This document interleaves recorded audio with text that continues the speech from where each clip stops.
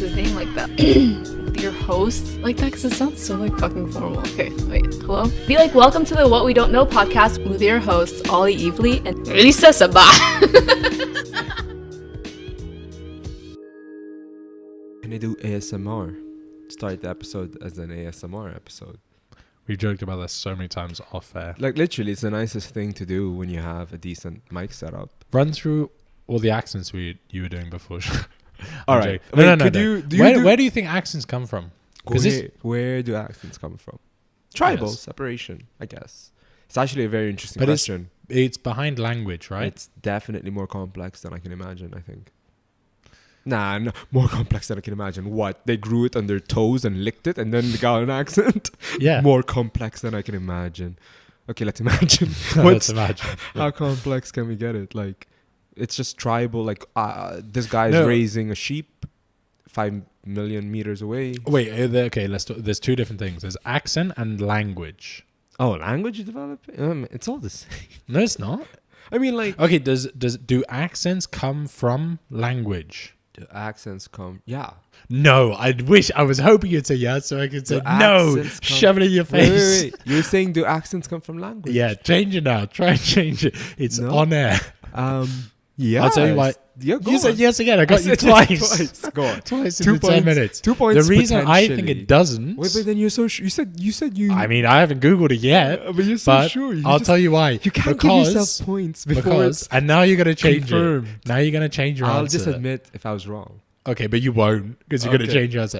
You said accents come from different languages. I did say that. But imagine how many places they speak English language with different accents. Accents come from languages. So many people speak English. Hey, I'm still standing by what I'm saying. Accents come from languages. Because... Like the word, like the English language, we should all have the same accent. But imagine Australian compared to Irish, compared to English, compared to everyone else. Accents come from languages. Why? Oh, interesting. Yeah, but like, okay, so maybe... The way I imagine what you were saying is... Do you get languages first or accents first? Obviously languages. And so umbrella under it. Yeah. But what did you imagine? I love that the different. Okay, I thought you meant the different. I love how you accents. I thought you meant the different accents. The accent is built around the language, so to some extent, I think it still has to because they're very definite to the languages. For example, like you can apply a Scouser accent to like a Chinese language. Could you? Yeah. Okay, you know what I mean? Okay, let me ask you this. Like, it's like someone speaking German. Let me ask you this. With an English accent. This is actually strange. Only people that are really fluent in multiple languages will understand really this. Understand, yeah. But I'm not sure. I mean, they must do. But okay, let me explain. That was my dream as a kid. Do you think to learn all the languages in the world? Like even two really well is hard to understand. Difficult. So I think it's rare for people to understand two different understand two different languages and then be able to pinpoint the accents within the languages. Like they learn Chinese, that's, like they learn Mandarin, and they learn that's some CIA English. level. And then imagine like, I can tell that you're from Liverpool and speak English, and you're from whatever place in China and speak Mandarin. Like those specific like things. If you notice a lot of Hong Kongers. Keep going. I think it's Hong Kongese. Anyways, Hong Kongers. I just want you to say honkies. What's a honky? I don't know. I remember it as being a bad word. Isn't that like bad for like a white guy? Yeah, slur? I think so. Yeah. You big honky. Think so. What were you going to say? Hongkonese? Hongkonese. What were you going to say about them? When I meant Hongkonese, I meant like Chinese people or Hongkongese people who have an English accent. You can hear that they speak Chinese, but they have a British accent. Well, not when they speak Chinese. When they speak English. Oh, that's weird. You know another weird That doesn't work, actually. You know another but weird it's distinct. There's a Hong Kong English accent. This is a weird thing. We just got back from Turkey a while ago, and there's this small place. I remember the story. Did I tell you? No. I vaguely remember you telling someone else. There's like a group of people. Like, sorry, the place that we visited is like a small place in Turkey, which isn't even that easily accessible. But the people there... Do you remember where it was?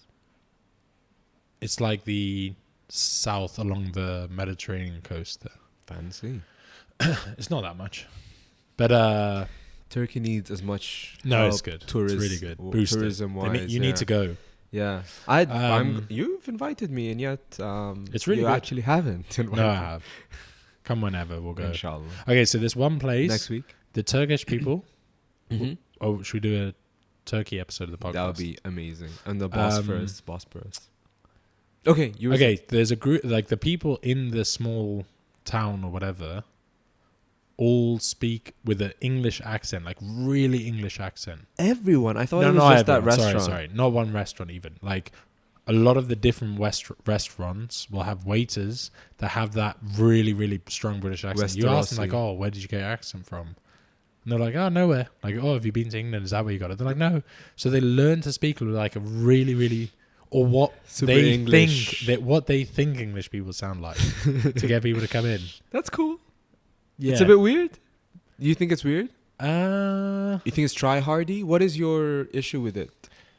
no issue. No, not issue. It catches you off guard. Like Catches you off. If they're like, "Oh no, I haven't ever been," and that's the end of it. You're like, "Oh, like unique." I think I remember telling you, right, for me that semi-fake or put-on accents are a bit of a pet peeve, right? I've told you that. Oh yeah, you said that first episode. Was it? I think so, yeah. Mm. You were right, in a way. But the first thing I checked was the accent is simply a way of a group of people speak their native language. Oh no, that doesn't explain it. It just a group of. Well, I mean, like, see, that's the thing. Like I said, like the actual. But I don't think mechanics of it would be. So I don't think like natural evolution. I don't think you would speak with the same accent in a different language. Like I don't think somebody from Manchester is going to have a Manchester accent in French. You'll be like, "Oh, you speak French with a Manchester accent." Yeah, 100%. Do you think? Oh, 100%. Till they start going into the intricacies of the other language, they're not just going to like go. So, for example, like no, you don't speak the language like that place, but you can't specify an accent from another language when they speak in your language. I don't think. Like you couldn't say. When somebody speaks Chinese, unless I have a developed ear. No, but surely not, right? If I have a if I have a developed ear, for example, of the Manchurian, right? Manchester. I think so. Manchesterian, of the Manchesterese accent, I would be able to tell if someone is speaking it, for example, with like trying to speak Tagalog, and. No, but like for example, someone speaking Tagalog, right? Mm-hmm. It's going to be difficult when anyone's speaking Tagalog to be able to notice where they're from in another language, their accents from. Because they don't have Google built in their head. They have to like be familiar with the language, be familiar where it's coming from. Yeah, but you're not speaking that language. You're speaking a new language. Like automatically you'd think. Yeah, but in the same example, I have to understand that it's English they're talking, or like they're referencing with their accent. So that's why it's tied to language. I win. But it's funny because I wouldn't have thought that was a win even till I explained it. It was there's you have another reason for you being right, because if you hear people speaking English, you can tell what they're. A lot of the time, you can tell what their native language is. Geography, I suppose. Well, language even. Language. You can kind of tell. It's funny, huh? How this is also arbitrary. It shows that humans, bloods, all of the systems that we put onto each other, like that we live, super like up to chance. Yeah. Not even up to chance. It's not even up to chance. What is it? It's you learn it along the way. Like but that's all up to chance. But how much? No, but not up to chance. I mean, what I'm saying is you're saying up to like where you come from, but it's more than that. It's I mean like everything. Like what? Like if a cat didn't meow one day, maybe you would be the different skin color with a different accent, but like still the Ollie, except just the accent. So how much do you think? Yeah. How much do you think? Because we're talking about like accents and everything. They're so malleable as well. Accents is crazy. You've gotten good at sticking to one topic. I'm trying. That's not really trying. That's impressive. I was ready to move. You ready to jump? No, yeah. Okay, so I have a question. No, but don't jump. I like I interrupted you as well. Okay, we'll go. But that's really nice. I'll continue to ask my question. That's a special skill. We were talking about languages. Topic. Obviously, language is not hereditary at all. Obviously, I wouldn't say. Let's think about that. It's not. Like if you have somebody grow up in America, they have a really American accent. You could. I think it's like 99%. You could argue that it's too. We've done language. What, maybe 50,000, 40,000 years, right? What's Proto-Indo-European? Could you Google from when is Proto-Indo-European? Okay. Please, I'm curious. That would be like one of the earliest languages. I have one request. When I'm checking up on your facts, just keep it going. I have to go. That's fine. That's fine. Just keep when you notice he's around. No, or it's like when we have to Google either or. What we can do either is or what? Like one of us has to. That's cool. That's a new rule. You can explain. Keep blah blah. No one has to explain what you're asking or what you think you know. So then we can rectify. Google didn't recognize the way you phrased the question. By Google. From when it's like my mum. When my mum talks to Siri, she's like, Siri, do you mind if I ask you a question quickly? If you're not too busy, would you mind checking for me? But by the time she said it, it's like, sorry, I didn't understand already. All right. Apparently 4,500 to 2,500 BC, which is 7,000 years old language. So what does that mean? What is it? It is one of the earliest languages that I know of, Proto-Indo-European, PIE, and it's the reason they call it one of the oldest is because it's not an official language. It's like a mother language where you have Sanskrit, Greek, I think ancient Egyptian. That's not true. Is it in ancient Egyptian? But yeah. When was ancient Egypt? 4,000 BC. And this was when? 2,800 BC. But the language is way earlier, 4,500 even. But that's what you think the earliest known language is. Oh yeah, or earliest known language. But they're saying the earliest language. Because that's officially. really not long ago. That's scary not long ago. Because they might have been speaking, but there's no written. That's 25,000 years ago? Let me write earliest 25,000, no. 10,000 years ago. Less. What am I saying? 4, 5 plus 2, 1. 6,000, yeah. That took me way too long to figure that out. That's. You know what's funny? Tamil might be. Then again, when Tamil, is that? 5,000 years ago, in about the year 3000. So it's around that time. Less than 3,000. Less than, yeah. It's actually trippy because in my head, I thought we would have proof. And I'll link it back actually to what we talked about earlier. You were saying you don't think language is hereditary. And I was going to say, let's not just assume. Because it is easy and it's the most obvious thing is to assume that it's not hereditary. And it isn't. It's not like you... Language? I was going to... Speaking. Like verbal things. No. Because I could be born in Sweden and I be adopted or even adopted to Sweden or adopted in Sweden or whatever without any of that blood. Obviously, I don't not learn Swedish because I was raised in it. But what I meant with the language thing is maybe it's not enough. 250,000 is not enough to evolve a species, is it? 250,000 to evolve language because for example, humans migrating in the Sahara. What do you mean 250,000 what? Years of generations of humans and stuff. Like if they stay so much in an area and they develop the language so much, one of our species or whatever, wouldn't their throats change to accommodate the language over time? I don't think. No. But that's not how, it makes me realize I really don't know how evolution works properly, like actually. Because I know it's like traits, right? So what I get from it, and you evolve out or you adapt out. This is the way I think about it, which I think is the right way or the best way to think about it. Language or evolution? Evolution. Go on. First of all, you believe, right? Believe. Yeah. Right. Believe. It's crazy. For me, I think... Okay, this is the way I think about it now, and it's a weird way to think about it. So, most people, I think about evolution, which is how I thought about it at one point. It's obvious when you say it, but I just had a general idea of evolution of like, humans changing to suit an environment. Right? Adaptation. To an environment. Adaptation? But when you say it like that, and this, I might be wrong on this, but this is what I assume, and I think I'm right with it. So I love it. It's become about who is right. No. Okay, so I'm teasing. But that's the way you say it, right? Like I'd love to be right, and to be able to like explain evolution quickly, you say humans suit the environment, like we change to suit an environment, like to sum it up quickly, whatever.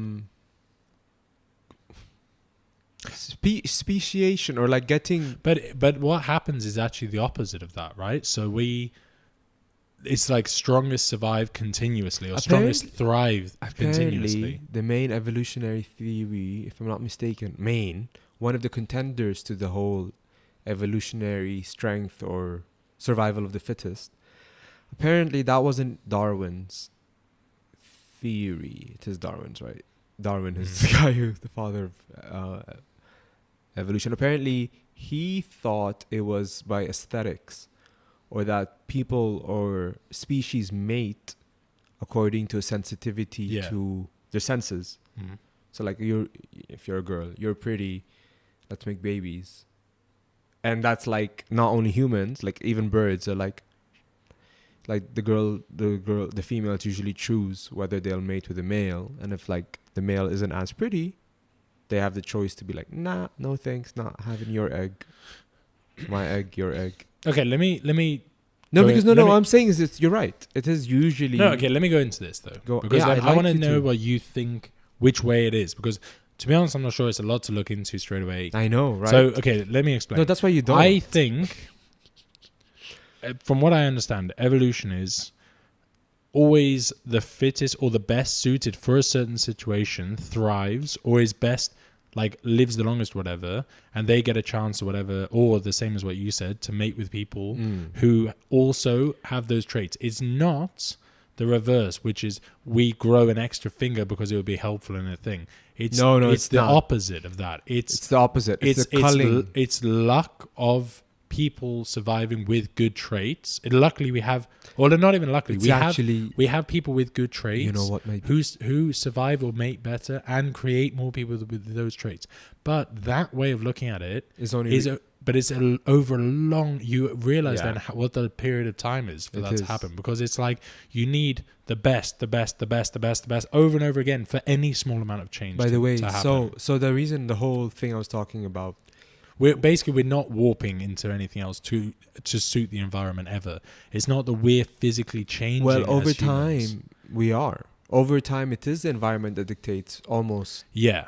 Because because of the humans, reason, for once, we are the ones who are also shifting. But because of the reason that we're excelling, some people are excelling and they're creating better people, effectively, more suited people for the environment, right? Whoa! Slow down, again, please, because it's the same thing as what we said. No, because you said humans and people, and our time frame is humans. Nothing. Humans, species wise. Right? Oh, okay. Any. Yeah, I know. I'm thinking of humans, like humans to. Apes, chimpanzees, whatever. Primates. The best of everyone, the best of the suited to the environment, best of the species, would then mate and create the best of each one the whole way along the line. Yeah, type of species, not best of the species. I get you. In the animal tree, that group of species, but then that means means eventually, if you say the best of, for example, us is. No. The people with the best traits, will mix with the people with the best traits because they're living in the betterly. Species. Okay, for example, in us humans, if we eventually mate and somehow in all of us in our heads 4 fingers is better than none, we will aim and look for people who have 4 fingers instead of 5. Not even looking for them. The people with 4 fingers would do better at surviving, and by chance mate with more people with 4 fingers. 4 fingers and 5 fingers is a big difference. But that's what I'm saying now. That's what I was saying earlier. It's okay, if there was I don't know, people with arms and without arms, 50% of each. People with arms would be able to will propagate more. Yeah. Because they live just more, because right? there's more chance and because there's more people that will survive. So and by ratio, it literally is survivors. But then by ratio, they would just mate with people by chance. Yeah. More just because it's higher more likely, probability. Yeah. Higher probability because of the survival rate and everything. But think about that's we're talking hundreds of thousands of years to get anything done. Even, I think, millions for. But then this is going to be a stab in the dark. Do you know when? The time frames from apes to the next. So this is my problem. I really don't. That's what I was saying earlier. It's I was trying to understand what is the time frame to evolve. And it must evolve. How accurate would it be? Your throat differently according to where you're from. or according to I don't genetics. think that happens though. Obviously, Because we don't have, obviously we don't have a time did. for it. No, but obviously for us Why? it did. No. The jump from a monkey being able to their throat appropriately to create language to us is a jump in the throat shape, I assume. You think? And also a jump in the mind to vibrate the right way. Mind, but what? But mind. But you think mind is different. Like parrots have a similar throat, but I think we have something special compared to apes. So. The shape difference of our tongue. The difference is that we've like. That's crazy. The shape of our tongue had to change. It didn't. Why would it? I think you would be so surprised to find. It's not. I don't think it's that. I think it's more the mental evolution. The problem You're is saying you think a monkey could talk. No, not a monkey, but like a cat would have the same. Yeah. Meow, my neighbor cat. You think if the brain was just right there, they could use their muscles to talk? Yeah. Ooh. Do you not think? I don't agree. I think maybe not. I think talking. Maybe because of the mouth. Yeah, that's what I'm saying. The shape and everything. I think it's special. But monkeys could have done that. Ooh, that makes monkeys could have talked. You want to know how? Let's push this. That makes like creepy films that are scary where animals talk even weirder. Because somehow physically they're talking when they're not. Yeah, but not talking to like we talk at all, 100%. Because small it's people gonna sound talk different to me. Oh. Yeah. Oh, what did you just like say? Like children talk differently already than. But yeah. So my proof is right. Why? Because they sound. They'll talk differently. Yeah, because. Yeah. So it's gonna sound. How creepy if we could put. I would love. Oh, but this proves that some people would be mad scientists. I would plug an animal just to hear how it would talk if it could with the right brain. Plug it into. That's so bad. We'll get there. No, but I don't want to do that anymore. We'll get there. The fact that I could think of it made me sick. You don't think that we'll reach a point where animals can talk? For sure. It's trippy Definitely. though. We will. Like technology will be so good. Like, hey, how do cats think? They're like. Don't you think that's the line we shouldn't cross? That's the line. Nah, I'm good with that. That's one of the. I'm good with that. Really? Yeah, I'm cool. Giving your animals, give your animals a voice. You know what it's going to be in 20,000 years? Equal rights for cats. Equal rights for dogs. What? Your dog can talk to you. Why? Okay, that's mammals. Okay, mammal equality. How about like reptile equality? And then how about all the different amoeba equality? A snake's not going to be able to talk, actually. Yo, you're so... Snakes can't talk. They can speak parcel tongue. You can't represent yourself, you don't get a chance. That's so... Imagine. So it's all about expression. That's the ultimate truth in the world. I love this. This is something I pointed out to you today. This is like how quickly I could jump big conversation as well as we're still talking about language. No, now I'm going to jump big time. I mentioned to you today how it better be big. It's a big-ish jump. Okay. Yeah, it's big enough. We're off topic after this. Okay. I mentioned to you earlier today how our reference for everything is how we think of things now. We're like, oh yeah, all this is going to be crazy. But all our references for everything are how it is in 2019. Like we were having some arguments earlier. But oh my gosh. Like if things are going to change at a quicker rate over and over again, which... yeah, we were talking about, for example, a nuclear thing would set civilization 500 years. It would take 500 years to rebuild. Yeah. Roughly. But our reference shouldn't be like, our reference is gonna shift so much so quickly. Wait. Okay. Maybe you're not that interested in nuclear stuff, right? You're not that bothered. Like I am. Really? Listen, I'm interested in everything except sports. No, I'm joking. Kind of true. No, but when I tell you, like, and heavy metal. So the big numbers of everything I tell you, right, are like the things that get me sometimes. Big figures, big numbers compared to little ones and stuff. But the other day I was going off. That's a macho thing. No. Numbers. No numbers and... Numbers are macho, yeah. Machos, jocks dig algebra. Dogs. Jocks. Whoa, dogs. No, jugs. It's in the masculine feminine split. Numbers, logic, masculine.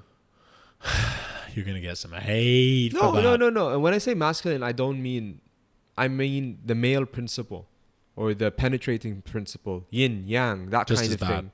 That kind of thing. Just as bad. Not like Can't do it now. gender roles and stuff like that. Still. That's being politically correct. But like, for example, the female irrational.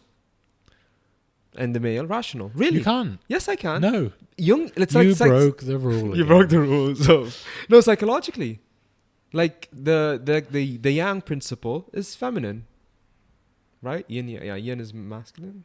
Yang is, I think yin. I've always found. Is there a difference? Yin and yang. The whole point is the black and white, the male, female. Why male, female?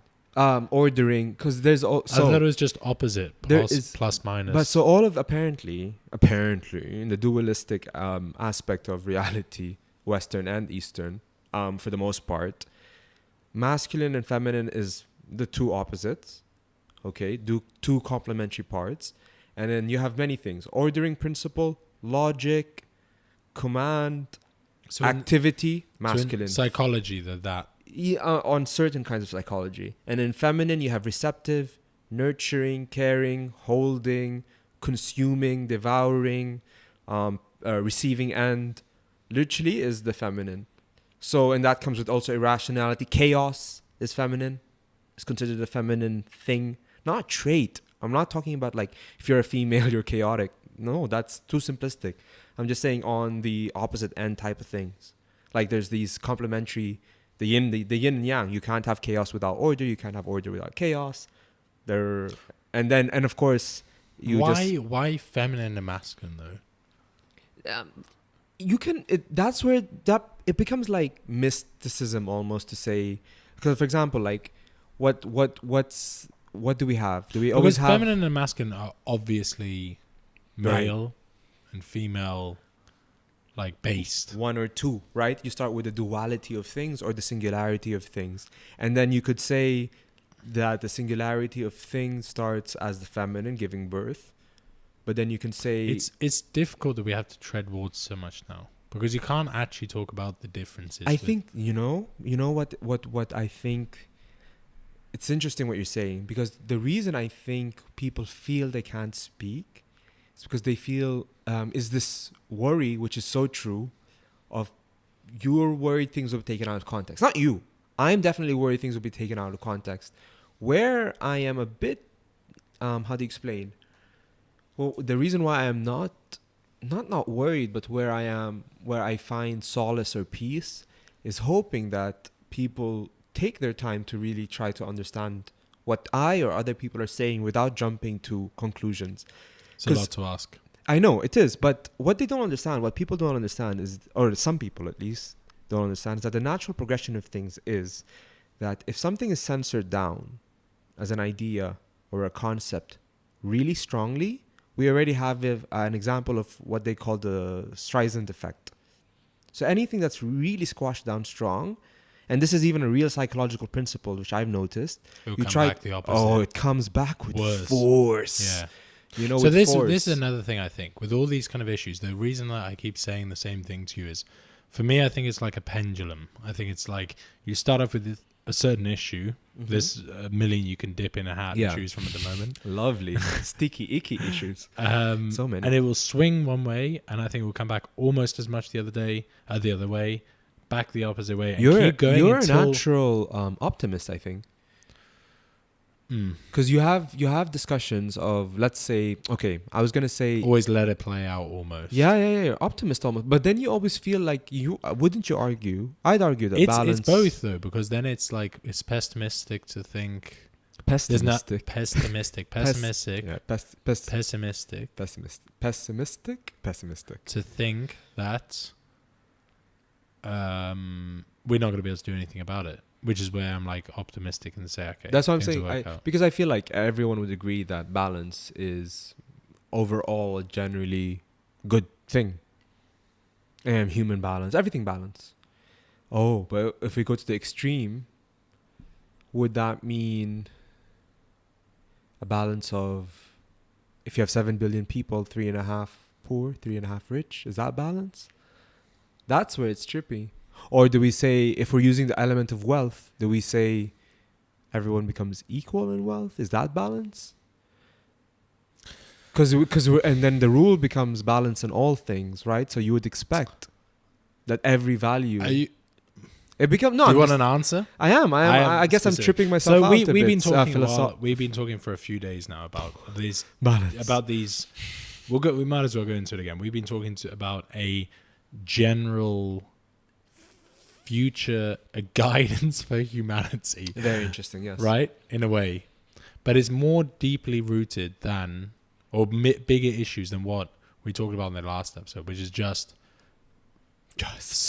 economics. Mm-hmm. Primarily with structural issues. Socioeconomics, yeah. But it's more than that now. It's like what we're talking about, or what we should be talking about, considering, and what the conversation should be. Utopia. At the end of the day, it might be what I said before. We might not be able to do anything. Not necessarily, but just a way forward. Because why don't we have that anymore? I guess they do have it. A utopia symposium, like people meeting to say, what's the nice way to dream of the world? But they must be having it, like TED Talks or something. There must be. Is there an annual? What kind? I think so. Like that kind of. Oh, idea. Please! If you guys know a suggestion of like an annual conference thing where people meet probably up, TED Talk, and they imagine what the best of the future world could be like and how we could work towards it. Is that the UN? But they don't dream big enough. They're happy with like the everyone UN just regulate more. No, but the UN they're just happy if we can stop people bombing each other. Well, they try to mediate as much as possible. What issues for you? Like, say, I think the UN is. What would you want to figure out? Like, go crazy. What do you want to figure out? Me? Yeah. Happiness, you want to figure out poverty. Happiness is too broad, I think. Whoa, but you can't. It's too broad. You're making rules now. But because I love you, you can give me the rules. Okay. How? But how would you like? It's so difficult because a lot of the time you think people are happy. Yeah, like, this is it. I was gonna say the difficult one is when you're like, this is the answer. This guy's got it figured out. Then boom. Let me imagine this. Imagine a world where everyone is truly biologically happy. They just biologically. Listen, yeah. Okay, but this is the crazy thing. To an outsider, they're eating gray mush. They're all dressed the same. No one's really smiling, but inside their heads, man, do they feel happy? How trippy would that be? Actually, I mean, isn't that what antidepressants are? But then, like, who? No. But who does it? I think for those, there's who still does a it give matter and to? take. Like, if I feel happy, truly, if I feel it, who is anyone out there to tell me that I'm not happy? So you're thinking the extreme of it. You're thinking the extreme of it. I'll go into it. I don't want to get off this. You're thinking the extreme of it. This is something I think about a lot. And yeah. I'm not laughing at what you said. I'm laughing at what you said, which is like you were gonna propose this big next step, and then you were like, you're thinking the extreme of my next big step. No, not the extreme of No, that's not what I was gonna say. I was gonna say that's how I feel about the world. Just like a dazed and confused fox. What about the one in the background, the angry one? You missed that one. Okay. Yin and yang, angry, happy. Listen, you're right. And that happy wasn't even happy. Okay, that was the thing is, I've talked to you about this for a while. What's the optimum way to get? Because at the end of the day, if everyone's happy, you win. Game's over. Checkmate. Like if everybody in the world's happy, however you do it, however you come up with it, is probably a winning situation. Forever, infinity of happiness. And happiness means you don't get bored. But this is the thing, right? This is what I was going to say before. Infinity of happiness. Success conventionally isn't happiness per se. It's not like success equals happiness. Because this is what people get lost with a lot of the time. They get lost with the fact that everyone's like, oh, you need this, you need a good job, you need this and that. And what people put under the success umbrella, for most people would say, once you get these things, you'll be happy. But the problem with that is the opposite normally takes place, because they're like, once I get these things, I should be happy. And you realize it doesn't meet the expectations of what everyone's telling you. And those things don't fill up the things that you should have really been going out seeking for. The problem is we never fit with that criteria. We're fit, and we've been trained to fit on another like path in life to try and reach happiness. We never started out with like, if you do these things, this is gonna be what actually helps you and gives you a good life. Like, a number of things that would probably be more beneficial, like building a happy family, spending more time with them, having more time to do things you like, not spending 12 hours in a job you don't like to try and get more money to buy shit you don't need, materialistic things. And each of those times you'll buy something, you'll be like, fuck, this wasn't the one, keep chasing it. That's the way that we're trained to think about stuff. But we've had no time or experience really to be teaching people, like, try these things to actually have a good, happy life. Like, we never train people that, really. Yeah. So what's the next? That's why I fucking hate capitalism. Because everything is then a symbol that's tried to be sold back to you. That's the only way it works. You create envy and comparison and distrust of yourself. But is that a human thing or a society thing? I think that was a human thing. Human, yeah, built in us. No, not built. I think it's human as in we made it now. Yeah. It's not built in because do you think it's deeply rooted? Do you think we're like, it's the same as when we were cavemen trying to get one-up people for... You know, the weird thing is also to compare to back then, because we compare things in a way that's like, and we're still the same. Like, we're still like, and it's weird to think about, but we're still like, we want to eat, mate, find people. I don't know. Those traits are still so deeply rooted in us, but we've changed so much. So it's a bit of a... Yes, you have... and we're kind of tripping over ourselves now. We're like, have all these issues, and people are like, oh, we should have sorted these out by now. But it's like, fuck, we're trying to sprint, and we haven't tied our shoes up yet, right? We're like, our shoelaces are dragging behind us, and we're sprinting to the finish line. You know what a bodhisattva is, right? No. Or like in Buddhism. So basically in Buddhism, depending on which kinds of Buddhism, but I think for most of them, you have people who can attain complete nirvana, which means they've transcended the cycle of rebirth. So they die, and at the moment of death, they've gone and stopped existing. And that's nirvana. End of cycle of suffering. Whatever. But the other kinds of... I kind of want to go into this after. We can circle back. Yeah, I feel like Buddhism is one of the religions that feels almost secular to talk about because it's such an open concept. It becomes like a religio, philosophical, psycho-spiritual thing that people can talk about, like just to see how they feel in with all of it.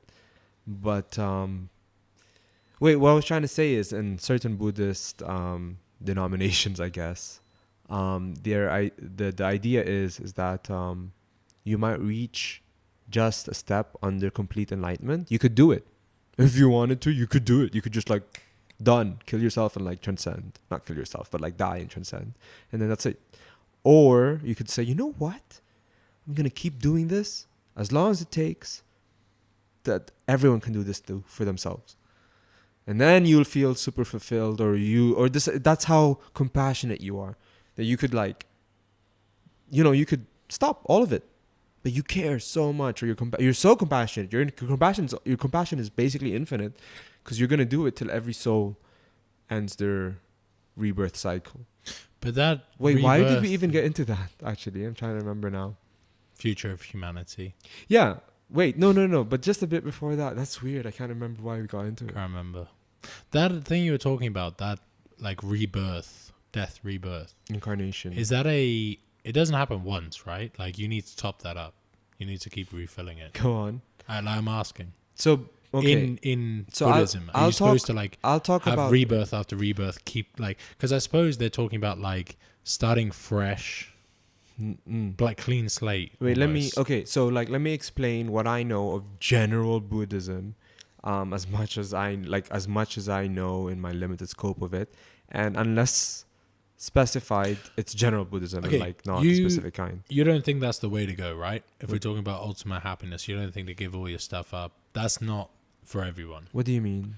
Like, Buddhism is supposed to be like a path to that's ultimate happiness, enlightenment, etc.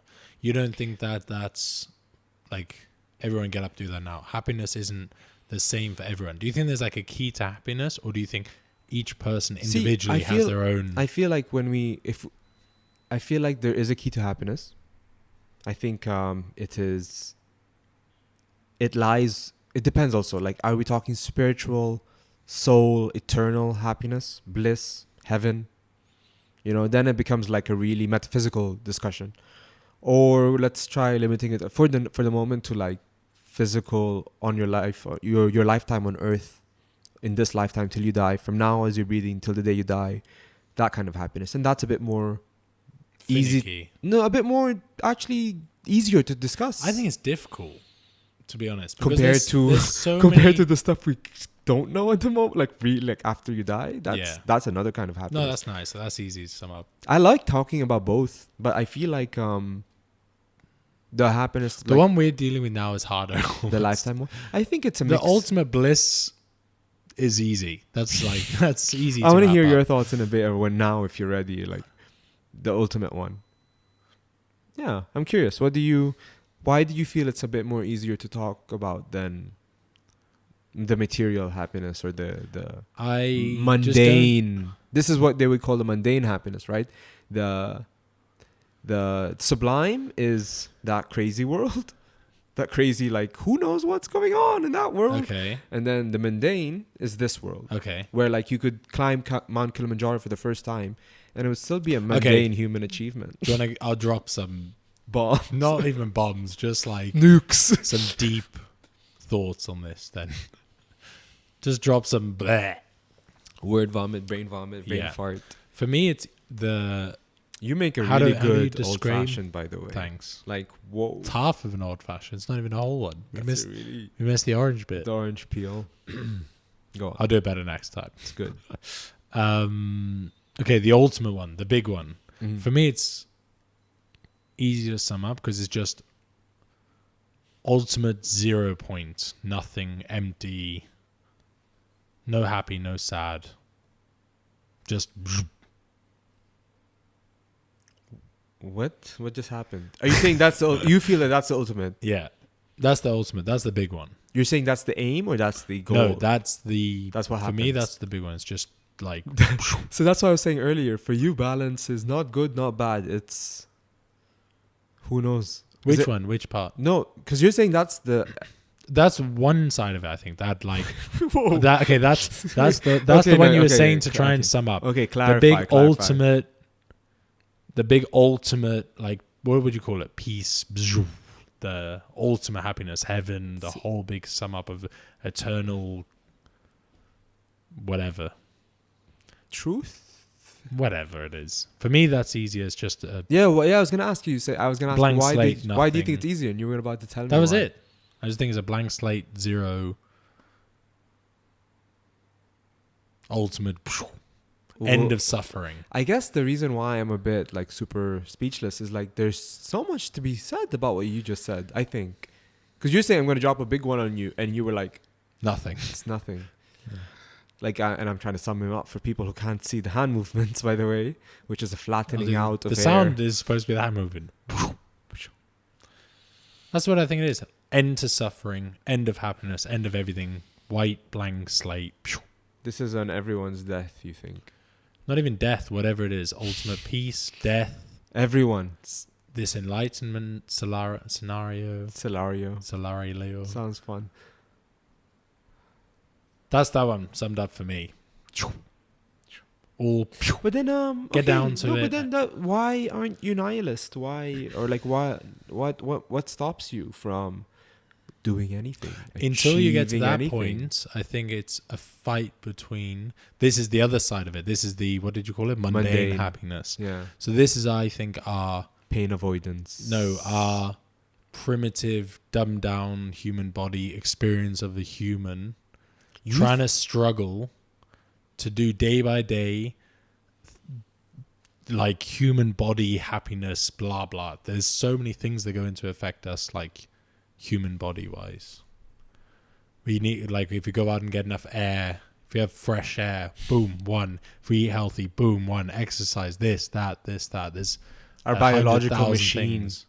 Our machine, what we're made up of. Like, if we have enough serotonin, our environment, if we're doing a job we like, if we had enough rest, I don't know. All of these things make up happiness, right? I don't know if it's because you're my friend and I respect you and everything, or you talk really well and it's easy to listen to. But like, you are talking and thinking in ways I read in textbooks, and yet I find it really interesting because you're not taking it. You truly believe what you're saying, and I'm not trying to make fun of you or be condescending. By the way, what I'm saying is, you take these thoughts and beliefs and ideas, and because they're truly yours, you give them life in a way that if I read someone saying these things in textbooks or as a character, I would be like, how could you think these things? You know, but then because you're saying. I appreciate it. And also, mainly, I really like that you're selling the podcast on everyone. Huh? So I really like that you're selling the podcast on everyone right now. What do you mean? You're like, these are our original ideas. These are no. What? This is enough to listen to. Trust us. Is that what I said? No, roundabout way. No, because like no. I guess what I'm trying to highlight is that it shows in a really good way that it matters and it there is worth in listening to another point of view. Because if anyone else ever really expressed these thoughts online, what I heard thoughts them say, are you thinking though? This material, which one? It's not material. It's material, but beyond the way we use it daily. Because when someone says material, or meaning, I would be like, oh, you mean material goods or how they look and everything. And you're saying there might be all of the fancy frou-frou, sublime stuff, but the mundane is so real. And so this is actually what I think about this. So yeah, people say, oh, so what we, like what stuff is just, that's it.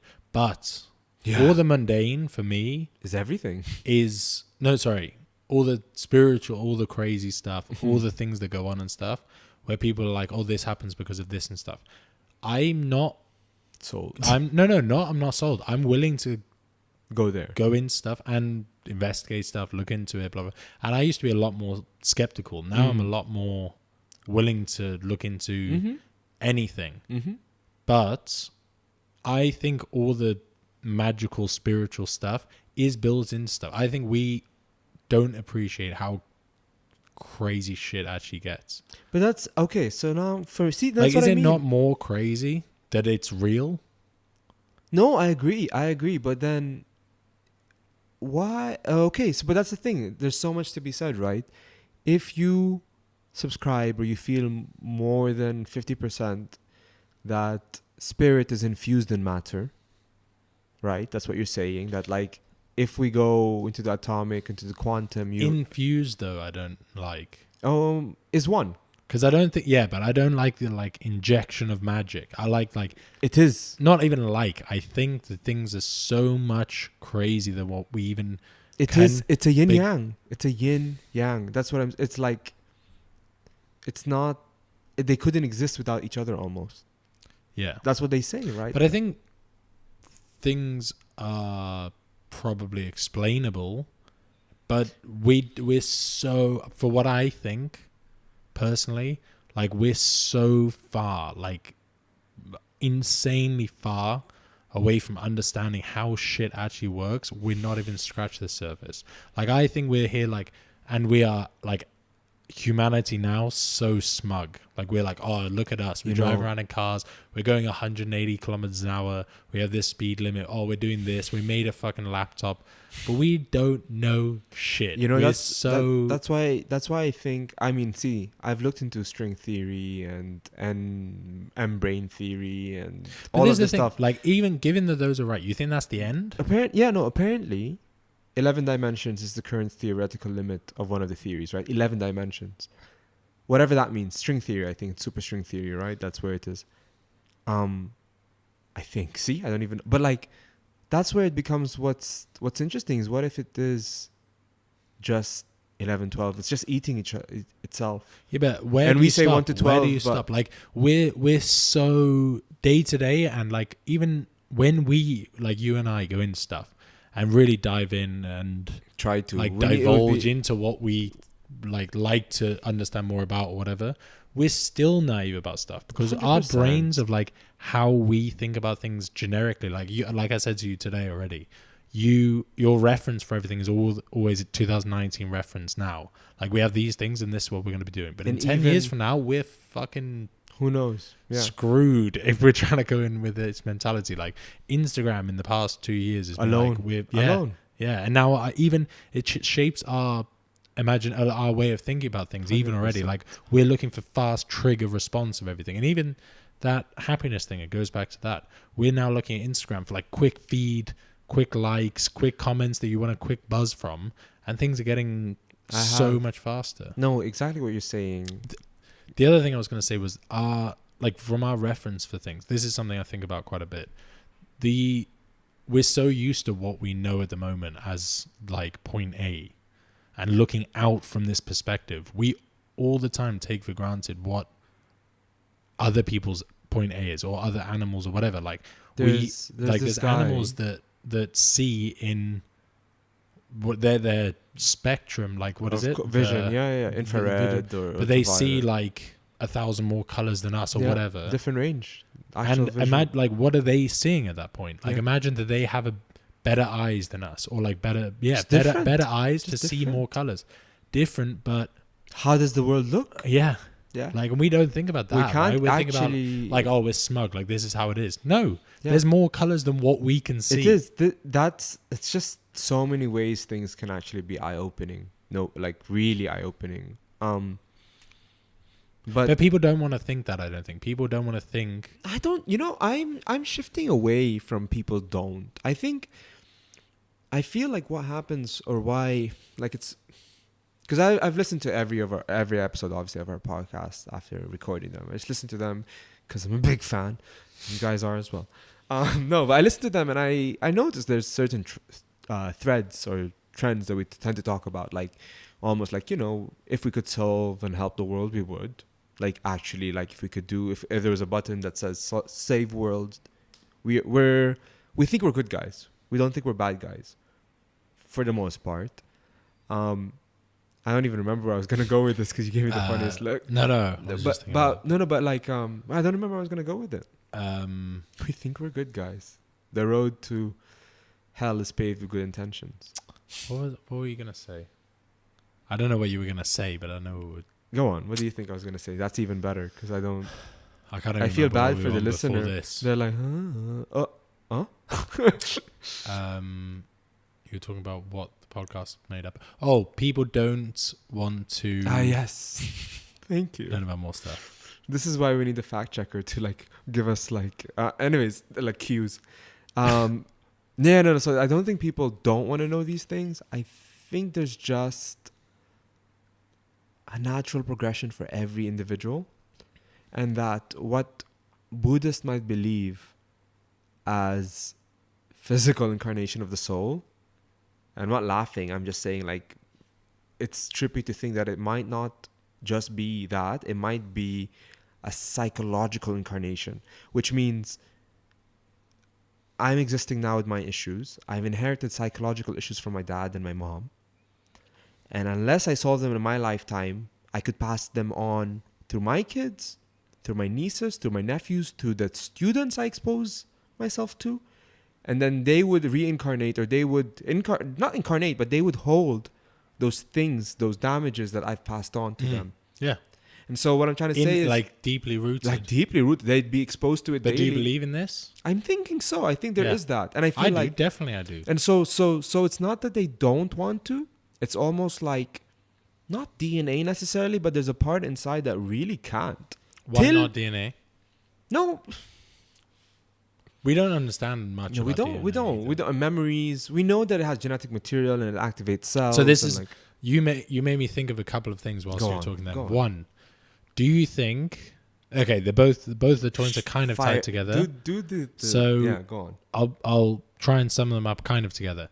Do you think it holds any weight that when you think about things, like, say you have an injury and you focus on fixing the injury, do you think your brain, do you think that whatever memory or whatever holds your brain, when it's only really your blood, well, it could be more, but like your your brain literally sends signals to trigger to move things in your body, right? So do you think your brain is in correlation with the rest of your body, that you could fix it, or that you could consciously do things, or you could? I mean, you can consciously do things. You can consciously inside, move your internally. feet. I mean, internally, like send things to help or do something. Like I think, like if you the Buddhists, right, or the super high level meditators, they don't have to be religious, can control their body temperature, which not most people can do. Right? No, this is fact. They can change the temperature in the palm of their hands. But there's a lot of things you can do. You can change your heart rate easily. Yeah. But that's by a lot of factors as well. You can do it by breathing, which is partly like the meditative state kind of thing. Like the breathing part, I imagine, is slowing your heart rate down and like really calming yourself down. Flow. Like if you have tried to, like, even wearing a heart rate. This is also kind of crazy. Like if you look at the heart rate and watch it go down, watching your heart rate go down when you're trying to get it low gets you excited and your heart rate goes back up. That's called, well, it's not only CBT, but it's biofeedback, right? It's biofeedback. It's paying attention to your body and, noticing. It's interesting. It's exactly like, so I've been seeing a therapist for a few months now. And our kind of psychology is deep. It's called depth psychology or Jungian psychology. This your specific type of psychology? The umbrella of what we do. And you have to go and find a psychologist. It's weird, like with because people are like, oh, you should talk to a psychologist or whatever. But they're specific to a certain. It depends. It depends on what you're going for. For example, like I went to talk to this guy just to preempt a midlife crisis or try to make sure everything is sorted. I just wanted to make sure like nothing. It's got his hands full with you, huh? Day one. But see, even I Derek, I'm trying to preempt the midlife crisis here. What I'm going to need from you is A, B, C. If you could get these back to me ASAP, like, that'd be great. Slow down, Issa. Firstly, that's pretty much what I did, though. I can imagine. Literally, and then this person's going to be like, "Whoa, Issa, slow down. Firstly, your parents did this when you were 3 years old. No. You have to understand that. Embrace it." Okay, next point. Luckily, the whole experience has been cool. But like, let's go into this a little bit, because for me, it's like this is completely alien, black room. Like I have no idea what I'm looking around for. This is alien. Like I have no idea what happens. The only reference I really have is from the movies. You lie down on a sofa and someone makes you comfortable. It depends. I think it depends. For me, like for example, like growing up, there's always been.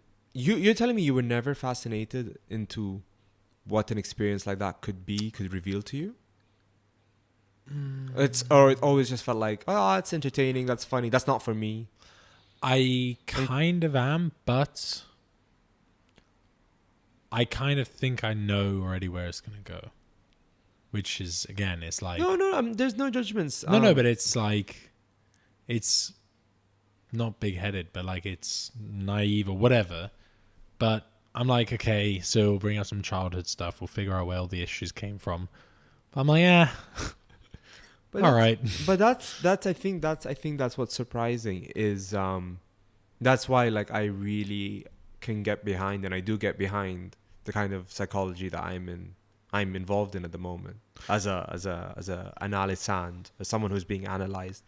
It's almost really like that masculine logical analyzing aspect I was telling you about. It is about seeing. And not necessarily, it's just observing. It's just observing with someone else. So you don't feel that you can get too lost, too close. Okay, so what's the difference then between you and I having a conversation on the phone and talking to this guy? For example, his involvement is not. They're good advice givers, almost. Amazing. It's you know what it is? It's letting you get to the answers you need to get to in a way that actually serves you better. Okay. Because sometimes people think that they are doing the best that they can do, or they're gonna make the good choices for themselves. but in reality, they're just misguided. You know what I mean? That's why there's a lot of responsibility on therapists to really not fuck a client up. You know, there's a lot of responsibility because they end up becoming authority, parental figures. There's a lot of things put on them by and the to client. be fair, you're gonna hate that I'm gonna say this. No, I'm not gonna hate anything. I think from you. Your case isn't too severe. Really, no, I don't hate it. That's in reality. Like you see some people that need to go and see psychologists, and like I've known or know people that like really know themselves. They're like, oh, if I don't see my therapist, then, and you know that they're like, it's weird. Like I don't know how it even. I don't know how to say. Like some people are like wired differently, almost like they just have a different perspective of how things work. And you mean they're crazy? No, I mean not for a bad way. Like actually, so that we can like, so it doesn't sound weird for people. But not like what is crazy? Like crazy for us is a psychological disease. Why are different like people who some people get angry and their wire is really really short, and their thing they is transform. Yeah, but is it crazy or people what? drink and they transform? Yeah, is it crazy? So, because everyone's got a little bit of crazy. Then everyone has a lot of crazy. This is what it is, you know. So like, so it doesn't become a young podcast. We'll talk about it just briefly, unless you want to delve into it, because it's easy. Just don't mention him. Just say that you came up with this. It's not only him as well. Freud was a lot there, but this is a very new thing. Okay. This is one of your things that we were talking about. Your sister, when it's like a phase kind of. Basically, this is the Jung phase. Jung, Jung, Jung. I'm gonna call him Jung just to annoy you.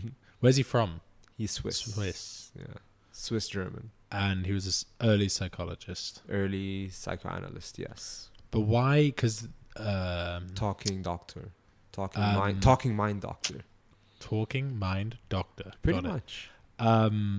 What's his name was all the rave? Sigmund Freud. Yeah. Why are you off Freud on? Freud was gnarly though, to be honest, right? Like I remember reading stuff and it was like the guy's always like he's super material. But is it material? Because for a lot of the stuff that he says is like sexual, but not real. They're like vague principles of stuff or like vague ideas. I think it's easy. Like when you're a child, you have like a mother. What's it called? What do you call it? Complex, and then a father complex, and then like you grow and you have different stages of. Yeah, basically, Freud identified these patterns, or complexes or whatever. Actually, complexes was Carl Jung's term, but basically, Freud identified the unconscious. He's saying this is for Freud, the unconscious is the repository of everything rejected from us, everything we reject, or we tell ourselves this is bad as we're growing up, or our parents tell us this is bad, or our teachers say this is bad, or all the shit in our life as we grow up, even until we're adults, we keep in the unconscious. This is things that we don't confront, we don't admit about ourselves, we don't admit about others. We go la la la la la la la. No, and this is normal. He came up with the idea for this first time ever, because this is still a major part of psychology now. This is the building blocks of what makes what you were saying last time a mind, right? This is yes. This is what I and a lot of psychoanalysts, and these are people with PhDs and who are educated, believe. But science does not recognize the unconscious. Yeah. Obviously, because it's irrational, it's unmeasurable, although this is where Jung is amazing compared to Freud. Carl Jung used word association tests to measure people's responses to certain words, identifying different patterns according to these words. So like house, cake, cooking, and everything. He will ask you to respond as soon as you can, and they will say like mother. And another person will say mother. For example. Or they will use word pairs. The thing is, there's so much that goes into it, though. There's so much that goes into it. Like, there's a lot. There's so much. Like, from one response, you say one word back, mother. it's, if you think about it, And really, you do a lot of people who test them all, and they all do that. So you talk to a lot of people firstly, but the reality is, across psychology or whatever, like response is the same with like how they analyze people in police investigations and stuff.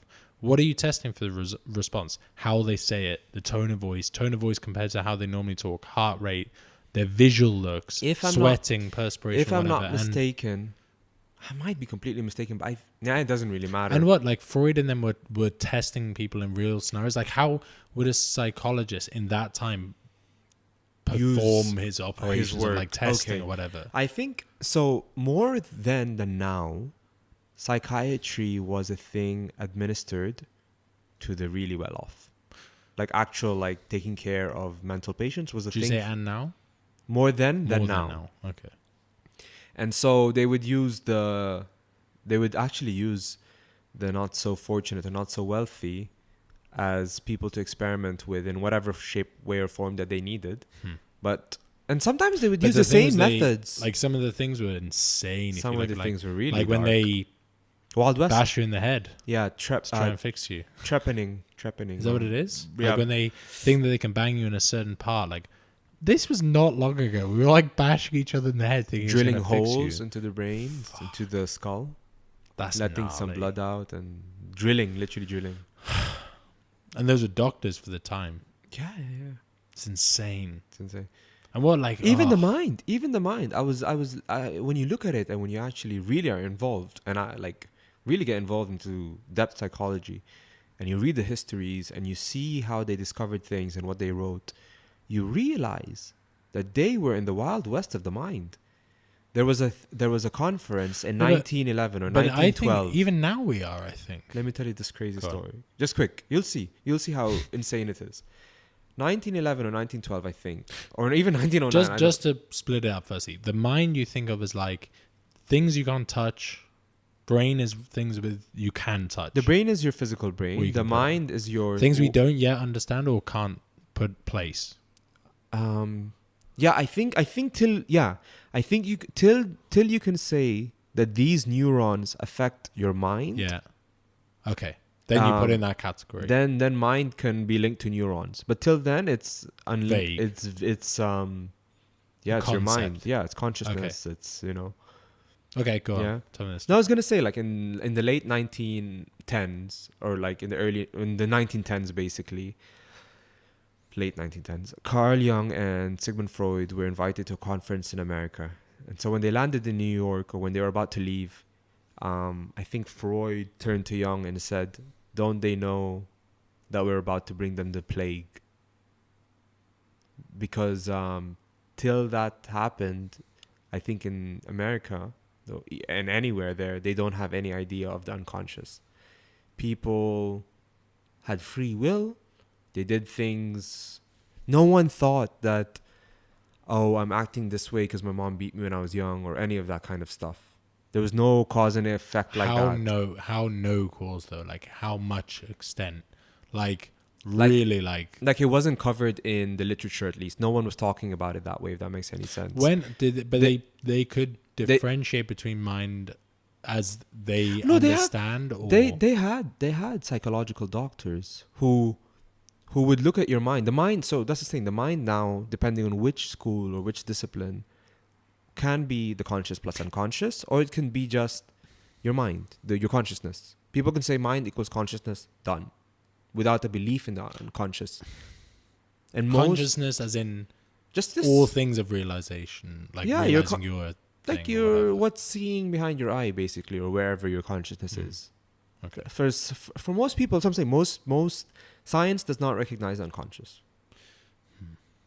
And the reason why it's called depth psychology is because we go deep into patterns, histories, and depending on whether it's Freud or Jung you're using, one is psychoanalysis, which is Freud, and one is analytical psychology, which is Jung. The only reason we go into this is because we want to live better, which links back to the big thing.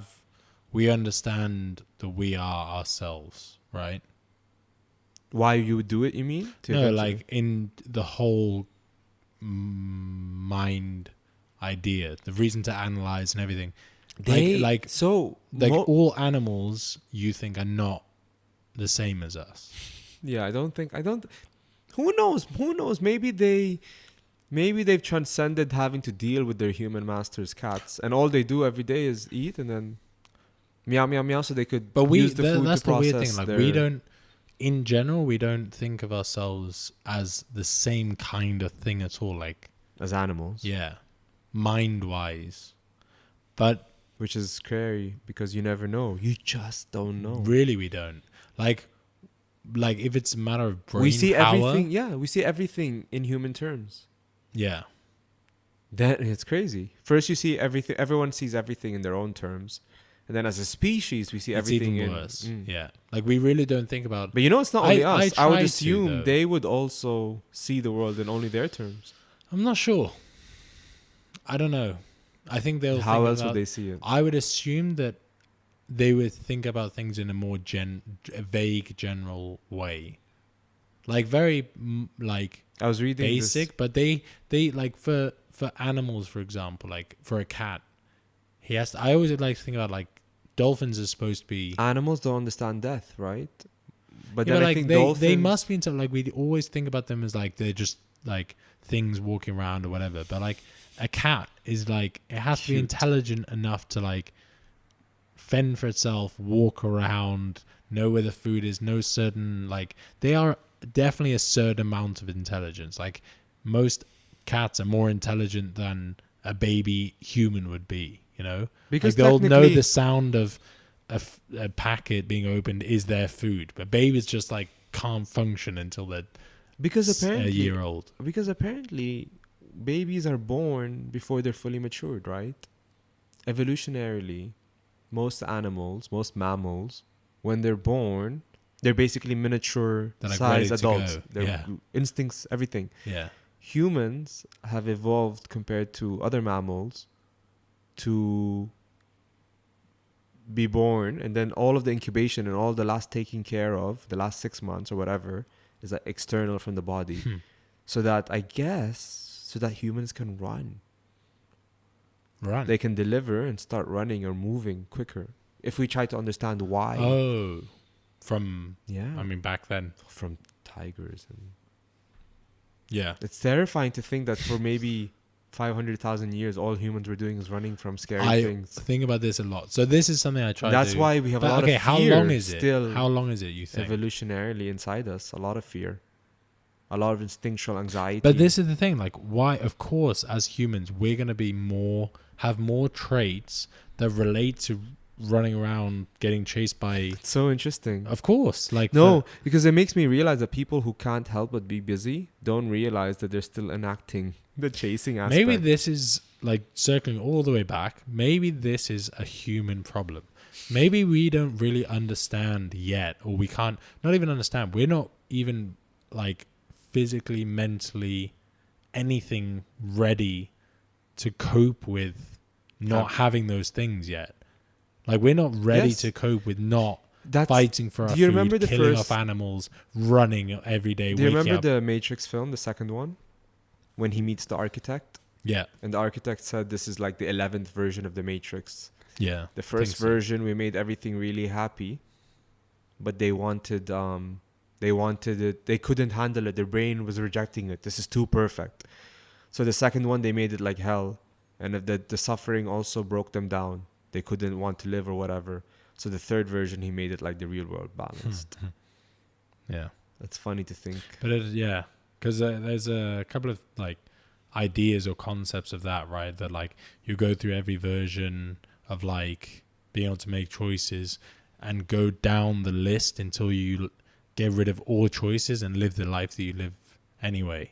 You'll go. You mean probability collapses at the moment you make a choice? No. I mean, like there's like vague concept ideas or whatever of like if you could choose what happens like perfectly until the day you die, or say you live your life over an infinite amount of times in every variation. You get to choose how it's lived before you live it. Okay. then you go through the first time planning it all out, second time planning it all out, and I've never heard this theory. No, and like the second time you plan it all out and leave one thing to chance and like play around with it, and eventually after every option or whatever, you'd leave it all up to chance and live the life that you would anyway. That is so cool. I've never heard this. Really? Where is this, or what? It's just a mind thing you made up, or you've seen it, or you thought of it. Or... Can't remember at all. It's so Maybe cool. it is. It's cool because I've never thought of it that way. But it would happen eventually. You get bored of having the option. It's a nice story, but I don't think it's a natural thing. There's many stories, you know. Are you ready for a mind fuck? Yes, I'd love a decent Homo erectus species is what I looked up with Homo erectus. So I'm thinking standing up is close, getting to the part that we're understanding some kind of shit. Like we're standing up, less hairy, kind of human. How many species can you name? Very few. Like human species, Homo sapiens. Homo sapien is us, right? Or what? Yeah, there's what's Homo erectus is... Homo erectus is upright man primate. There's cousins. Primate. Yeah. So there's early human. Homer. Okay. Homer Before Simpson. You go too crazy. No, I'm not going to go too crazy. I just want to because it's fun. Guess how long Homo erectus early fossil evidence was found. Dated to 670,000? 60 or 70,000 BC. 670,000 years ago. 670,000. Right? Yeah. The earliest fossil evidence for Homo erectus fossils that they found is 1.8 million years ago. Fuck off. Yeah. So what's the time frame? See, that's crazy right Crazy. now. It makes me want to read. There's this book Homo Deus. What are we? Homo sapien we are, right? Yeah. Sorry. That's crazy. Yeah. And but 1.8 billion. But the time frame 1.8 million. 1.8 million. But the time frame of getting to where we are at Homo sapien time frame is. I'm googling it. But what would you guess? There's Homo neanderthalis or whatever. That's like between or not? They only got extinct. We should know more about this. It's all information we can know now. See, it's really this one at least, the human thing is exactly like the atomic nucleus, blah blah blah blah. 5-minute video, you'll remember it. Yeah. It's because it's, you know what it is what's cool. This is one of the best for me, by the way. Like if I could study, the problem is I would want to study too many things. Listen or read. Homo sapien. Have a guess. 270,000. So this is, a little bit crazy also. It says, sorry. This is where it gets complicated. Yeah. But that's 350,000, I think. Known to take place both Africa. Anyways, who cares? Okay, how old and then they went to Europe in between 100,000 and 30,000 years ago. But let me paint you a picture, if I can. Of course. Again, we're talking about 1910 psychology, 109 years ago. Yeah, not too long ago. 109 years ago. 120. 120? 100 years? 109. Yeah, but if it was 1910, they went to that conference and said we're going to blow their minds with this shit, basically. Okay, yeah, you're right.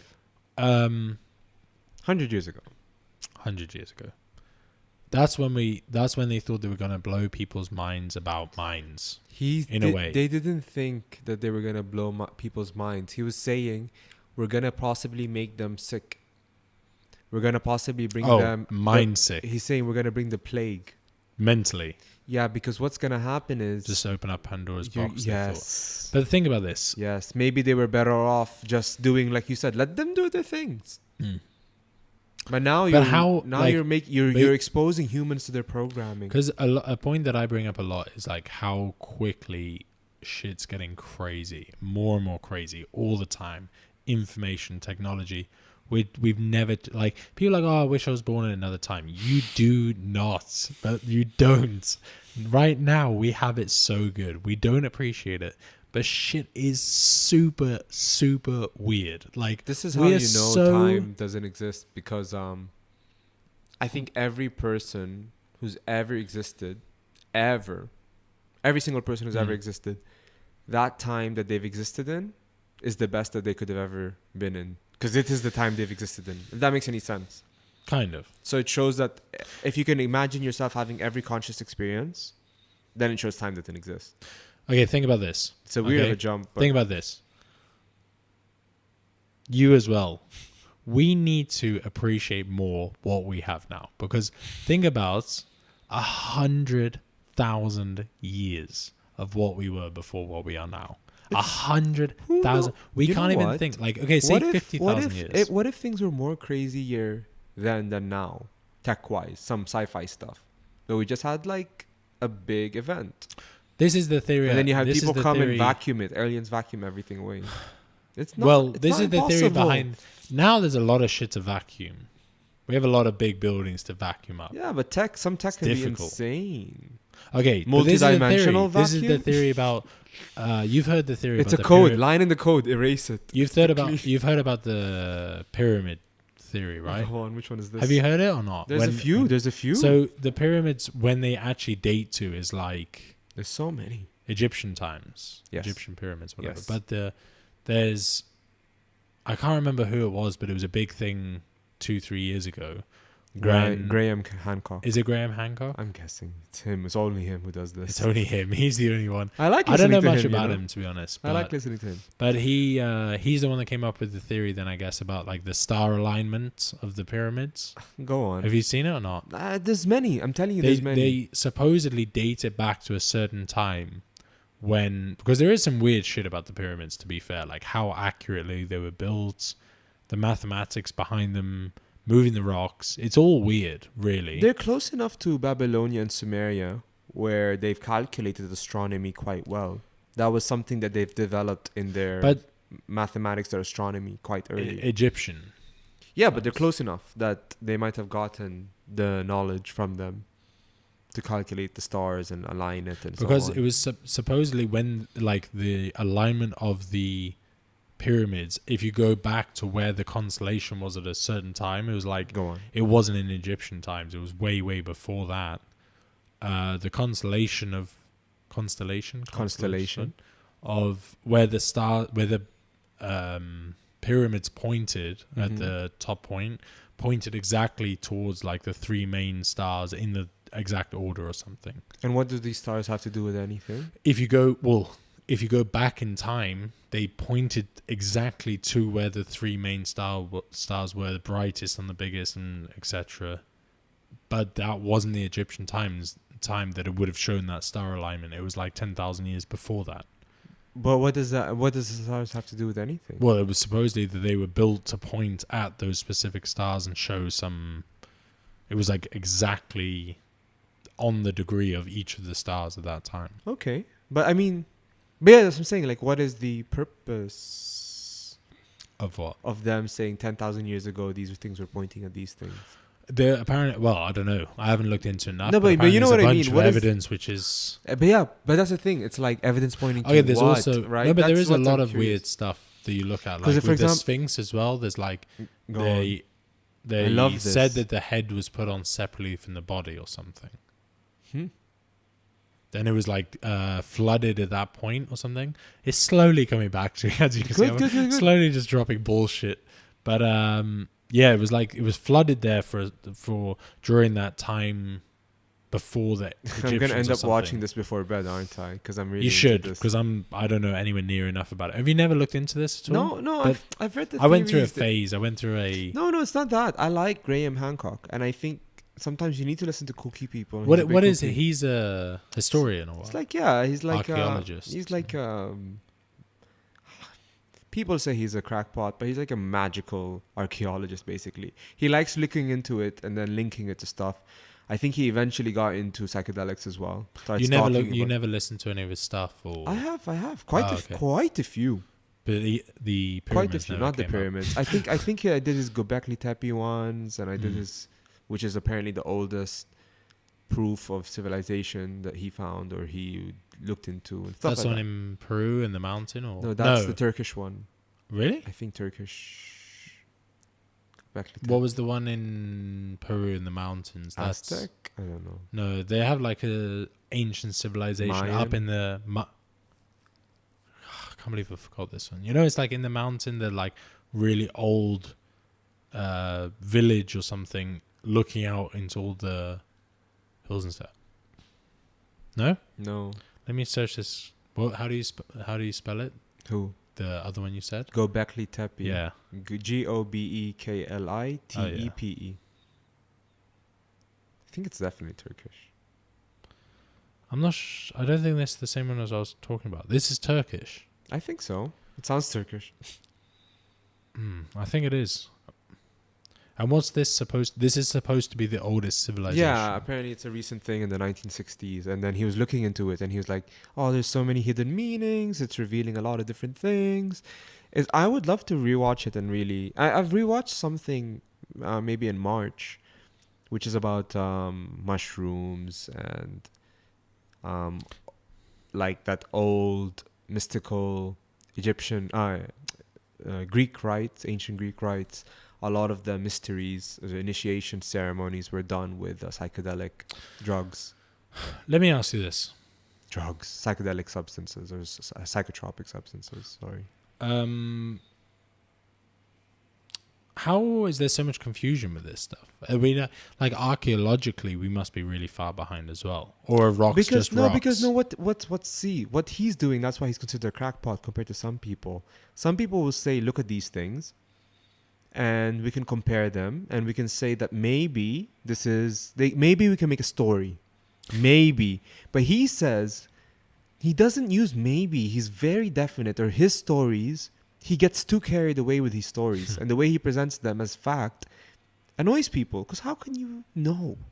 I think that's the main issue. Yeah. Is that for people like him, who have amazing stories, is he presents it as so solid fact that conspiracy theorists gravitate towards these things. They're like, oh shit, he's aligning with what I think. So I'm so right behind him.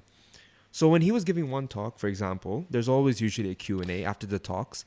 And in one of his talks, he had 20 minutes really of like the first 10 minutes were people who were conspiracy theorists asking, oh, but how does this link to the gray aliens? Like questions like that, you know? And he's there who's like, he thinks he's a bit above them. And he might be, but he has to answer them because these are the people who are his guests. Following. Yeah. Whatever. It's rough. But how...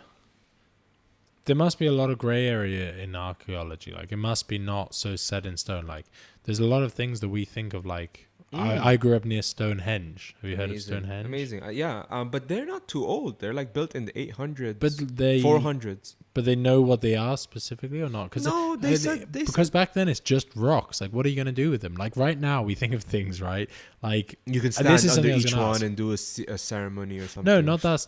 Like, back then, it was just, like... different shapes that they made out of rocks. Like, how really are you going to know? Like, I'm sure they have their specific ways and you get into it and learn about it and studied it. They must, if not written. And, like, even with the writing or whatever, they must have an idea. But even with the pyramids, with there being even a topic about it that people take seriously, it can't be that accurate, really, if they're talking about such a big time frame. But now we look at, like, Google Maps and like, oh, okay, like we've mapped the whole world now. Like, when the fuck did that happen? Yeah. Like, in how long? Like 10 years, we're like, oh, now we just have photos of every single square meter of the whole world. This is where it gets. I love, like, let's do. How much time do we have left? We're nearly out. Okay. But I was gonna ask you, like, I've been meaning to ask you this for a while. I keep going off of it for about a year. No, I'm joking. How far off do you think we are of watching or like of having the information of the whole world on video camera in real time accessible? Do you think they can do that now with like government agencies and stuff? Do you think that with satellites they can, or whatever, they can be like, boop, we're watching you now, this place? I think people have that tech now. I think the tech. Really? I think Like, the tech is there CIA now. can do that, whatever. If they're not already doing it in the last 5 years, in the next 5 years they'll be able to do that. 100%. Like, yeah. Watch anything real time. But I guess with satellites, it's just like it's unnecessary. They can probably tap into any video camera anywhere and see anything. There's almost. this 1979 Francis Ford Coppola film. I think it's 1979. I forgot what it's called. It's called like Listening or Mike or like it's like about spying in 1979 using mics. And when you watch it, it's all about surveillance and spying and everything.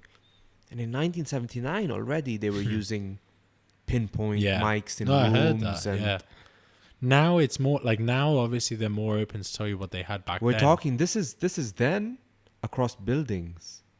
They were pointing in the room. Yeah. And isolating everything except the person talking. Like pinpoint. Like pinpoint. Microphone, gun. Yeah. Almost. It's exactly that. In 79. In 79. Fuck. Yeah. Scary. Yeah, but what, like, really, they, like, if you think about, because I think you're one of the people that mainly believe that they're holding tech back from us, right? Like, you think they're trying to sell it to us progressively. You think that they're capable of doing a lot more or whatever. I'm not even one of those, what do you call it? What's it called? Planned obsolescency or whatever. I don't think they're consciously holding it back. Just not ready. It's not developed enough or whatever. No, I think certain companies don't care. For example, if I have things in my defense arsenal, it would be in my best interest to keep it a secret, so that no one knows. First of all, what you're developing. Yeah, but I know as a country, I know for a fact it happens with some things. With motocross bikes, I know that it happens. Interesting. That models are kept. So tell me about it. Like, well, with electric bikes, they've been working on them for a while, and no one really talks about it. They've never released any. Like, they let one company in America release an electric bike called Alta and develop it, and they were like the market. They were the Tesla of motocross bikes. Meanwhile, all the other brands are secretly developing electric bikes. They have all the tech. They could release a much better bike, but they're like waiting to pull the trigger on it. And then, you know why? Yeah, because the first one that does it well, everyone has to, and then they've started the R&D game. And once they start the R&D game, you can't afford lagging behind. So then you have to pump money. So no one wants to be the idiot that starts a thing that's going to cost them money. Themselves. Yeah. Not the whole group. They don't care if it costs you more. But if I start something, if you start something and I don't start going, it's like you've opened the floodgates. Yeah. So it's not like they're holding back on purpose. It's more like, you think with all industries it's similar? Like, you think there's really like competition between. That's all that drives it, right? Competition. And that's why. But I heard this a lot. Like, I read one thing. So competition is good for business, blah blah blah. I think it is. I think healthy competition. But why for the company itself? For example, Coca-Cola. Why would they not want to be the Coca-Cola, sell the drink they did in the 1970s or whatever, or 1980s? They've had to do that, right? The only Coca-Cola. Like, there's no other fizzy drinks. Monopoly. Yeah, they would surely want that for themselves. But everybody. But we have antitrust laws. That's what antitrust laws are, to prevent monopolies, to prevent Coca-Cola, for example, dragging Pepsi's name, trying to destroy, trying to send people to ruin their. For the company themselves, because you hear from everyone like, oh, competition's good for business, whatever, on themselves as well. But surely those companies would rather, like, the company itself or whoever, like the manager of a company will refer to competition is good for themselves also. Like, Coca-Cola would say, oh yeah, competition's good for business for themselves. But really, like, Facebook want to be the only social media platform. Ideally. For them, it would be perfect. But if you think about it, Facebook is. Their competition now is with other countries. That's what I was going to say, yeah. Yeah, their competition is with Chinese Facebook or is with Russian Facebook. It's not with Facebook. There's no Facebook One. There's no MySpace. There's no Google Plus. Facebook One. They beat it. which and they own Instagram. So the funny thing is that I think as well, like with things that happen primarily or like internet based like that, the real life situations or the rate of how quickly things happen is multiplied so many times from social medias across the board. Like with things like that, like with real life situations, a business going against another business could take so many years. They have to do so many different things to iterate. Yeah, but then on the internet, like with things like that across the board, things just happen on such a big scale. Like Facebook pushing everybody out of the market could happen in like months, just because things are so fast. Like even on Instagram and stuff, from a marketing standpoint, you look at how the size and how quickly things happen. If you go out on the street and try and hold up a sign and say "buy my cookies," then it would take things happen at such a slow rate, and like you have to talk to each person individually. On the internet now, things can get out of hand at such a quick rate. With everything though, like even with tweets or like sensitive things people see now, people post a tweet and the next day everybody's outraged within 30 seconds. I think that's why like we're at the prime time now, us millennials, where we're just at the cusp where the old ways of living the world are still relevant, but we are literally at the edge where our grandkids will live in a completely different world, I can imagine. So we can still capitalize on 2,000 years of civilization, and we can herald or guide our grandkids into a better world. Because they're gonna inherit all our shit. And hopefully we can only increase the good that they inherit from us, if that makes any sense. Because it is gonna be fast. Here's my view on it. I think to some extent, like we have to do as much as we can, like specifically with like raising kids and stuff. I think you have to do the best job you can, teach them to be good in a like whole sense, all of those things, raise kids in the same kind of way, like build good people. But at this point, it's a little bit like, it's a scary thought, because I actually think this. I think we're just like hanging on for the ride at this point. Like, how we talk about like changing things or what things are going to be and stuff. It's exciting. At the moment, we're holding onto a ball, and we're like, fuck, we're like just flinging ourselves around. Like, what the hell is going to happen next? We know, like, things before were so predictable, and now we're just hanging on with one arm, like, fuck it, we'll just see what happens. I think how much weight, what can we really do? Like, all these things, we're talking about principles, like what we can do in 5 years, what will help humanity, all these things. But in reality, like, this is what I keep saying to you. I'm like a firm believer in like, people will figure out eventually this whole way forward. We should find I think I'm gonna really do this over the next few days or even weeks with you. Is find a website or find a service that can notify us in 5 or 10 years time, different projections or different ideas. We can do like little like, we can hear this back. but like specifically say like, I hear think the dumb shit we said 5 years ago in 2025. You know what I'm holding out hope on? Just that shit gets crazy enough that I can go, see, I told you. Look how crazy it is. I told you things is crazy. I have no thoughts specifically, but if things look weird, I think things are weird now. Like compared to the thing is, we're a good generation. We're at a really good age where I remember like cycling to my friend's house when I was a kid and playing on a tiny black and white Game Boy, the slot big thing. Yeah, me too. And we're just at the point where we were like, maybe our kids will also have that same feeling that they're 10 years on or 20 years on. I used my granddad's HTC Vive. Yeah, dude, exactly. What the fuck was that? Exactly, dude. Like I could still see my hands. Yeah, Like if I look down, I could see my body still. But this is what I envision 100%. Like I envision not only that, I think that there was no real telepresence, dude. Like I think the craziness will get crazier. Like that skip of Game Boy to HTC Vive, I think will be the HTC Vive to plugging your body into a simulation and going inside the Black Mirror last episode. Black Mirror. It's going to be crazy than that, I think. Yeah, Black Mirror. We'll just be playing games in the 7th dimension. Yeah. Simple. It would be, well, yeah. this is the thing. I can't wait till they have a Dimension 7 gaming cafe and I can see, fuck you, I told you, I knew this was gonna happen. My limits of it have always been, for me, in the material world, AR, VR. You go into these experiences and it's still your senses that are being fed.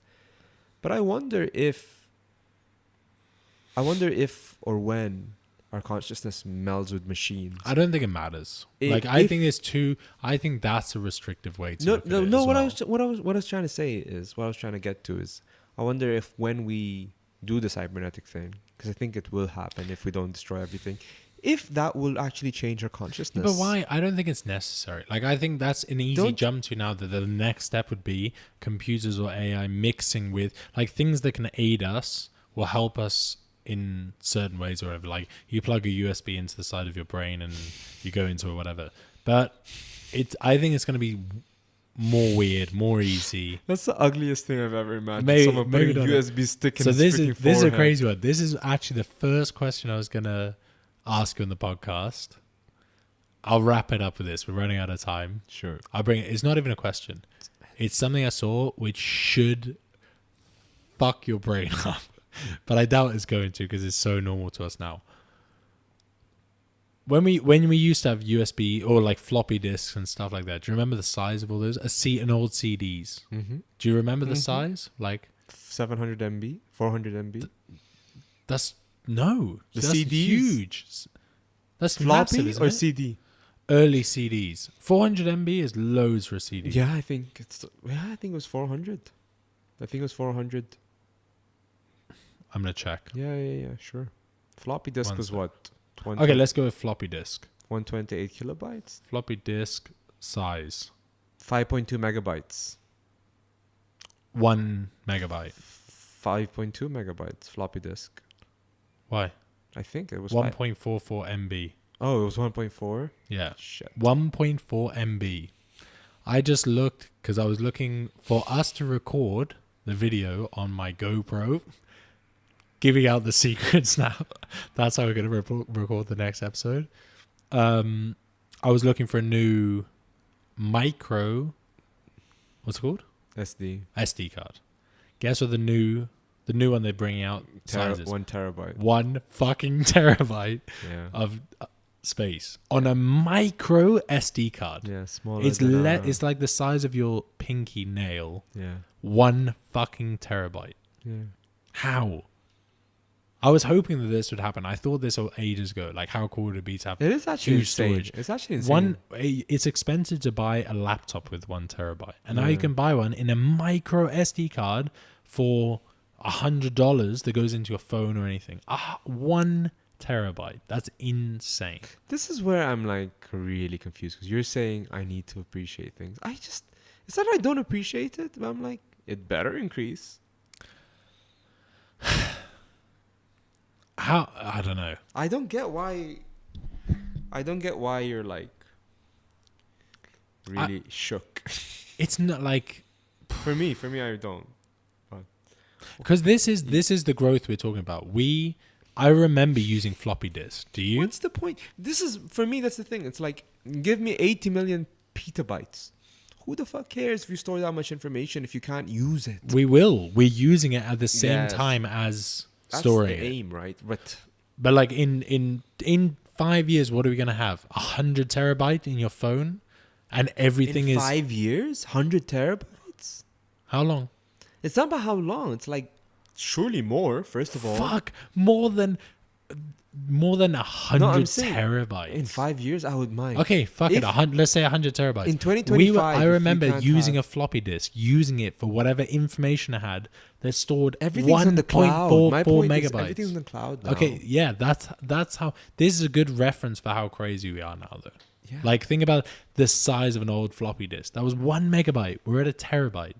There's how many megabytes? There's 100 megabytes in 1 gig.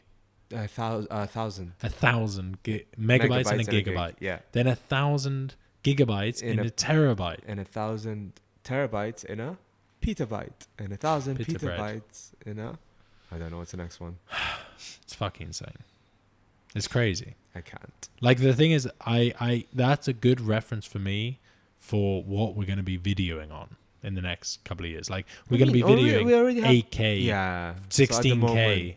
At the moment 8K. And but what happens when you get 16K on your phone? At that point, wow. At that point, surely we should be in AR and VR.